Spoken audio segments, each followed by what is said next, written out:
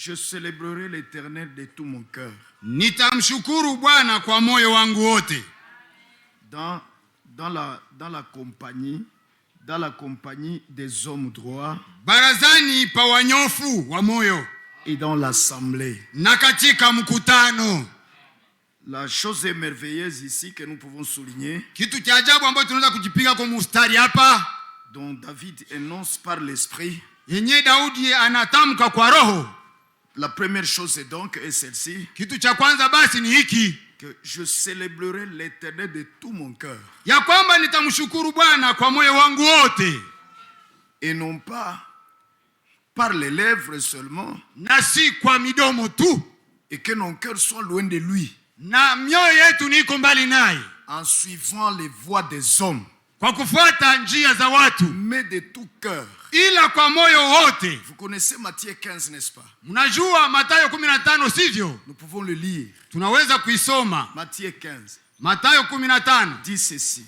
Inasema hivi. J'espère que vous y êtes déjà. Nadhani mko pale tayari. Mulishapafika na waza. Mulishapafika na waza. Matthieu 15 nous lisons ceci au nom de Jésus. Mathayo 15 tunasoma hii mjina la Yesu Kristo. Amen. Amen. Le verset 2. Mstari wa pili. Ici ce sont les pharisiens. Hapa ni wafarisayo qui sont venus de Jérusalem. Ambao walitoka Yerusalemu. Avec les scribes. Pamoja na waandishi. Et ils viennent dire au Seigneur. Na wanakuja kumwambia Bwana. Pourquoi tes disciples kwa nini wanafunzi transgressent-ils la tradition des anciens? Wako huyahalifu mapokeo ya wazee. Reprenez cela.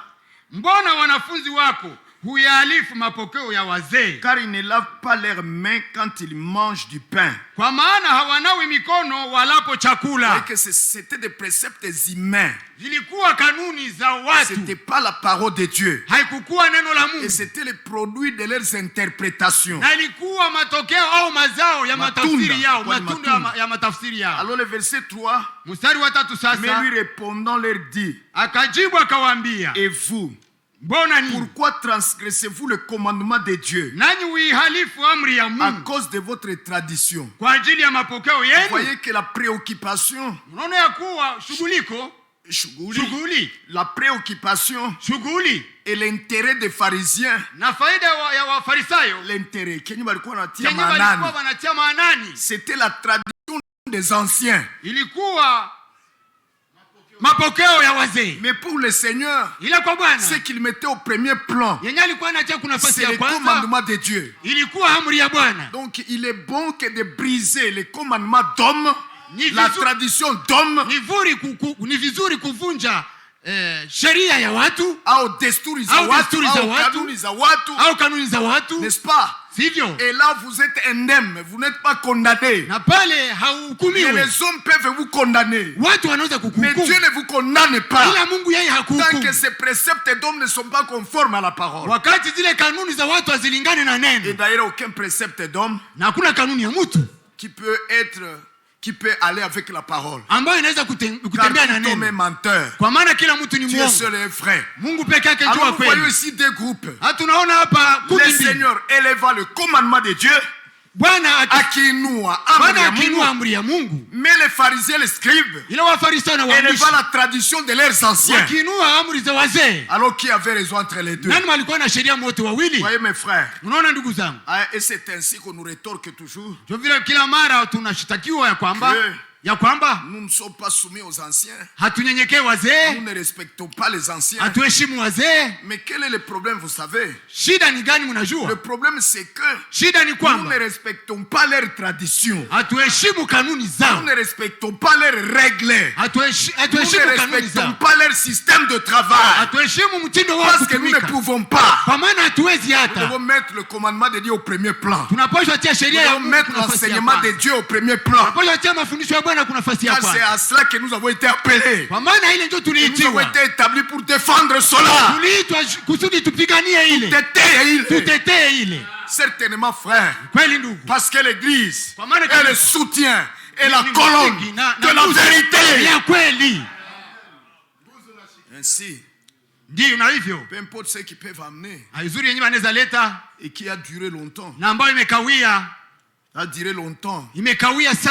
De manière que c'est devenu une tradition. Kwa namna imesha kuwa kanuni. Et les gens pensent que c'est ça la bonne manière de faire les choses. Na watu wanawaza ile ndio namna nzuri ya kufanya vitu. Mais en ce temps de la fin, frère, lakini mwi wakati ya mwisho ndugu, Dieu a retourné sa parole. Mungu alirudisha neno lake. C'est tout ce qui n'en est pas conforme. Kwa hiyo yote yenyewe ilingane nayo. Nous piétinons et nous continuons. Tunaikanyanga na tunaendelea. Nous jetons ça comme chose exécrable. Tunatupa ile sawa vile kitu ya kuchukiza tu. Certainement mes frères. Kweli ndugu zangu. Parce que c'est le moment de revenir à la parole. Maana ni wakati ya kurudia kunena. C'est le moment de vivre la parole. Ni wakati ya kuishi neno. Alléluia. Alléluia. Et je vais vous dire avec les écritures que nous allons lire ici en bas. Nitawaambia pamoja na maandiko ambayo tutasoma hapa chini. Que lorsque vous êtes dans ce groupe de pharisiens de scribes. Ya kwamba wakati uko mwile kundi ya waandishi na mafarisayo. Mwii kundi ya waandishi na mafarisayo. La tradition des anciens. Ambao wanaheshimu zile desturi za wazee. Piétinant les commandements de Dieu. Huku akikanyanga sheria ya Mungu. Ils honorent Dieu en vain. Wanaheshimu Mungu bure. Continuons. Tuendelee. Car Dieu a commandé disant. Kwa maana Mungu, verset 4. Kwa kuwa Mungu alisema, honore ton père et ta mère. Mheshimu baba yako na mama yako. yako. Celui qui me dira de père et de ou de mère. Na mtukanaye baba yake au mama yake. Mère de mort. Kufa na afi. Mais vous dites. Bali ninyi usema. Quiconque dira à son père ou à sa mère. Atakayemwambia baba yake au mama yake, mamaye. Tout ce dont tu pourrais tirer profit de ma part est un don. J'en avais déjà parlé l'autre fois. Terminez le verset, frère. Chochote. Chochote kikupasacho kusaidiwa na mimi ni wakfu. Et il n'honore point son père ou sa mère. Basi asimheshimu baba yake au mama yake. Et vous avez annulé le commandement de Dieu. Mukalitangua neno la Mungu. À cause de votre tradition. Kwa ajili ya mapokeo yenu. Voyez, ils étaient déjà dans cette fois-ci. Je n'y reviens pas. J'en avais déjà parlé. Sitarudilia tena ile nilikuwa nishasema juu ya hiyo. Alors le Seigneur les appelle des hypocrites au verset 5. Sasa Bwana anawaita wanafiki kumstari wa 7. Il dit hypocrite. Enyi wanafiki. Esaïe a bien prophétisé sur vous. Ni vema alivyotabiri Isaya. Ce peuple m'honore des lèvres. Mais leur cœur est fort éloigné de moi. Mais ils m'honorent en vain. Enseignant comme doctrine des commandements d'hommes. Amen, amen. Amen, amen. Que Dieu soit loué. Écoutez ce qui va suivre. Et ayant appelé la foule, il dit, écoutez et comprenez. Ce n'est pas ce qui entre dans la bouche qui suit l'homme, mais ce qui sort de la bouche, c'est là ce qui suit l'homme. Alors ses disciples, donc là il explique au peuple que manger sans se laver, c'est pas ce qui suit l'homme. Ce sont des histoires hygiéniques de la chair. Hygiéniques de la chair. Et cette chair rentre dans la boue. Et cette chair est pleine de vers. C'est une chair de pestiférés. Qui finit dans le sol et pourrit simplement. Alléluia. Dans la varée, comme le disait Frère Branham, par les laboratoires des États-Unis, disant que un homme de 68 kilos, son corps n'a la valeur que de 0,84 dollars.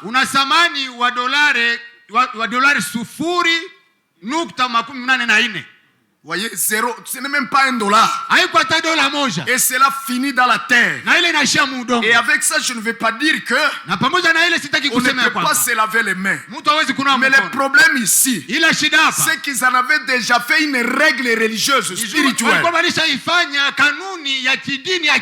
Voyez, ils avaient déjà introduit ça dans l'assemblée, dans l'adoration. C'était ça le problème, frère.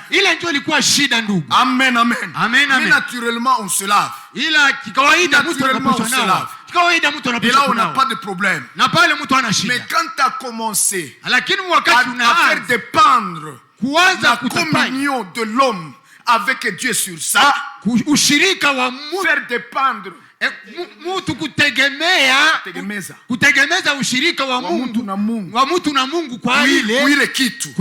Voilà la fausse doctrine. Ile ndio mafundisho ya bongo. Voilà l'égarement. Ile ndio upotevu. Mais si on se lave parce que c'est le naturel. Lakini kama mtu ananawa tu ni kawaida ya usafi wa mtu. Il n'y a pas de problème. Hakuna shida. Mais quand on commence à faire une loi religieuse, wakati inakuwa sheria ya kidini, dans l'adoration, ndani ya maabudu, alors ça devient diabolique. Pale inakuwa diabolique. Antichrist. Na upinga Kristo. Ça doit être rejeté vigoureusement. Na inapaswa tupiliwa na vigoureusement. Na nguvu zote. Amen, amen, amen. Amen, amen. Alors il leur dit ceci.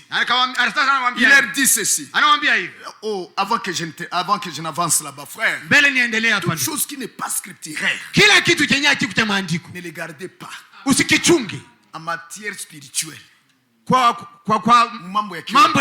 ne les gardez pas. Tout ce qui est anti-scripturaire, tout ce que Dieu n'a jamais commandé, laissez ça de côté. C'est de la saleté. C'est du mensonge. C'est de l'impureté. Mais si c'est dans la vie courante, kama ni ndani ya maisha ya kawaida, lakini kama ni ndani ya maisha ya kawaida, kwenye mnanawa mikono, kwenye unajenga nyumba yenu hivi, ça c'est l'ordinaire de la chair. Ile ni ya kawaida ya mwili tu. Hakuna shida. Mais comme on fait comme les pharisiens ici, mais quand on fait, lakini wakati mtu anafanya kama vile wafarisayo hapa, sawa vile wafarisayo walikuwa wanafanya hapa, c'est une doctrine qui vous sépare de Dieu. Ile ni mafundisho ambayo yanakutenga na Mungu, qui vous éloigne de Dieu, ambayo inakubeba mbali na Mungu. Les adventistes, sawa vile waadventistes qui prennent les histoires des aliments, ambao wanakamata mambo ya chakula et en font une règle de spiritualité, na wanaifanya sheria ya kiroho. Ça les éloigne seulement de Dieu. Wanajitia tu mbali na Mungu. Ça les éloigne. Vile vinabatenga mbali na Mungu. Ndio. Donc tout ce que vous essayez d'ajouter, que Dieu n'a jamais réglementé,